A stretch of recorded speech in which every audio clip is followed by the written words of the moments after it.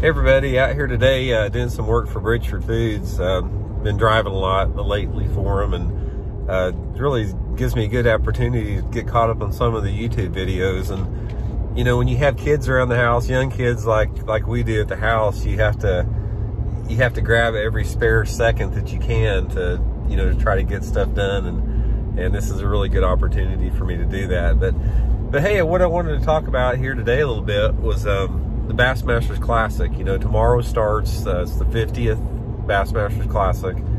And if you're a historian of the sport and you have an interest in fishing, you may find this YouTube video interesting from a historical perspective. It's probably going to be a little bit longer than what a lot of people would like, but I was just going to go over some of my experiences with the Classic and some of my thoughts on it that if you're a fan of the sport, you might find interesting. But the Classic, you know, without a doubt, the Bassmasters Classic is what defines the sport of professional fishing. You know, you can have all these other circuits come and going, you can have new circuits start up, whatever, but in my opinion, the Bassmasters Classic is the very essence of professional fishing, and it always will be. It's got the nostalgia, it's got the history, it's where it all started. Ray Scott, Bassmasters Classic, Bass Angler Sportsman Society will always be the foundation of this sport, regardless of any offshoot that you have of it. Any offshoot that you have, any other circuit that you have, is they can thank the Bassmasters Classic, Bass Angler Sportsman Society, Ray Scott, Bob Cobb, you know, all those founding guys, because they're standing on their shoulders to do it. So from that standpoint, you know, I've got a tremendous amount of respect for the Bassmasters Classic. And a little bit of my own experiences with it is 1986 was my rookie year on the Bassmaster Tour. Back then it was the all they had was just the Bass, it was called the Bass Invitationals, and there were 6 events. That was the top level of pro fishing. And I was 24 years old. I didn't know very much about fishing. I'd fished you know, the Redman circuits for a couple of years, qualified for the All-American, fished some buddy circuits before that, I mean some buddy tournaments before that, club tournaments, but I was pretty green.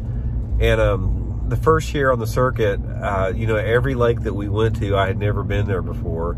And remarkably enough, I qualified for the Bassmasters Classic in my rookie year. And I look back at that and I'm still just amazed about how it could even happen, because I didn't know much about fishing. I never lost one single bass all year long, which is, it's unbelievable, because like anymore, it's like it seems like I lose bass every single day. But in that particular season in 1986, I never lost one bass all year long that cost me anything. And I wound up making the Classic, you know, by just ounces. I was like the next to the last qualifier. So I needed every one of those fish that bit me to come in, and they did. And it was sort of, looking back at that, it sort of reaffirms my faith in the power of intention and desire, because I had so much pure will and passion and desire to want to be a professional fisherman. But it's like the universe just picked up on that, and you know, it helped manifest that reality, which you know, was an incredible experience, and it really, you know, launched my career. It really did. It gave me the opportunity to get a few money sponsors and to stay in the sport. And I've been able, so far in my career, I've qualified for 9 Bassmasters Classics. I've been in position to win a couple of them. At the 1992 Classic, I was in second or third place after the first day.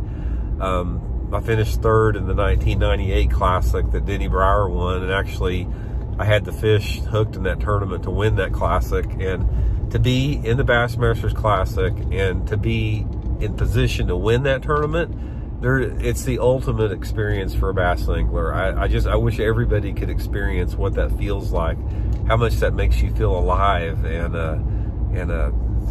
just, you know, you're in the heart of it completely, and it's just, it's an incredible experience, to say the least. But you know, like I said, the Classic has always, it's had a special place in anybody's heart and mind that has ever qualified for that event or read about it. But a couple of different things on the Classic thoughts I want to share about it. It's sort of off the topic a little bit. Is there's two different things. While I think the Classic is the most important event in professional fishing, without a doubt, I also think it's the most overrated event in terms of what it does for an angler's career, in sort of a professionally, it's sort of a professional injustice. And what I mean by that is the Classic, for all its notoriety and its hype and its pageantry and everything like that, it's actually the easiest tournament there is, and not just the Classic, but any Forestwood Cup, whatever championship, any championship tournament like the Bassmasters Classic is mathematically the easiest tournament to win. You're fishing against the same guys you fished against all year long, but you're fishing just against a fraction of the field. You're fishing against, you know, as few as 25 at one point. Back in the 70s, there was only 25 guys in the tournament, up to, you know, 50, 55 anglers that they have now. So mathematically, it's the easiest tournament to win. And the reason it seems so difficult is there's only one tournament a year, so you don't get that many shots at it. You've got to qualify for the event, and then there's only one event a year, so just the chances, the shots that you get at that are not near as good. But one thing that I've noticed is that you can take one tournament like the Bassmasters Classic, which is mathematically the easiest tournament there is to win, and one angler can win that event, and it can completely set them for their career.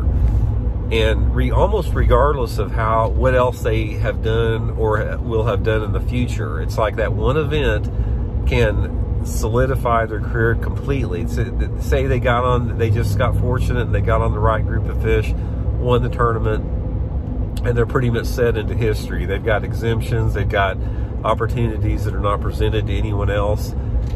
And the injustice that sort of comes with that a little bit is that you have other anglers out there that are grinders, that have been in the sport for decades, and they may have never won a tournament, or they may just, you know, won a couple smaller events, and they may have qualified for a bunch of classics. And they, you know, even though that over the long term they've been there and they performed over the long term, and I can think of a dozen anglers or more like that, they just simply have never gotten the opportunity or the notoriety because they just didn't have that one good tournament to win. So it's sort of a paradox. I'm sort of torn back and forth on it about how much respect I have for the event, and then at the same time about how there's sort of an uneven reward that comes with winning that tournament if an angler doesn't back it up with other performance. So I don't know, I'd be curious to hear some comments on that from my subscribers on what they think about that too. It's something that I've definitely noticed and I've definitely seen over the years by far. And like I said, that's not to take away anything from the anglers that have won the tournament, because I mean that's really that's what competition is all about. It's about winning. It's about performing at the highest level. It's about, you know, being as perfect as you possibly can on one event and just having everything line up right. But it's sort of like, when I look at that, it's almost like it's sort of like becomes like a philosophical question a little bit. It's like, you know, what enables one person to have those breaks that fall their way and maybe win the Bassmasters Classic, and then you'll have other anglers that, you know, they just didn't get key breaks at certain times to win that tournament, and they never, you know, look at Roland Martin, for example. I mean, Roland Martin is qualified for, God, I can't remember how many, 25, 28 classics. Gary Klein, the same way, never won the Classic one time. And, you know, a lot of those anglers just don't get credit for, you know, the incredible achievement it is to qualify for, you know, not only that many classics, but any classics at all. So, anyway, so that's sort of a little bit of what I was thinking about with the Bassmasters Classic. But anyway, you know, I'll be, you know, watching it, starting, you know, just following it the next couple days. You know, really interested to see it how it unfolds. You know, hopefully, you know, since I'm back fishing, you know, BASS full time now, back in both open divisions, that I'll get another crack at that, you know, before too much longer, you know, to get my 10th Classic, because there's really, if you're a bass angler, I can't reiterate, there's nothing that makes you feel more alive than being in the Bassmasters Classic. And if you're a competitor like myself and you truly love to compete, it's very difficult to watch these events from the sideline, because you don't want to watch, you want to be there, you want to be in the mix and competing. So for a lot of those anglers like myself that have done this for a long time, it's difficult to watch, but it's something that's sort of necessary. So anyway, just a few thoughts today. Hope you all are doing good, and thanks again for subscribing and tuning in. I really appreciate that. It really means a lot to me, you know, to have some followers that enjoy, you know, some of the stuff I'm putting out there. And you know, if you enjoy some of these videos and everything, just pass it along, share it with some of your friends, and have them join in. So we'll talk to you later. Thanks a lot.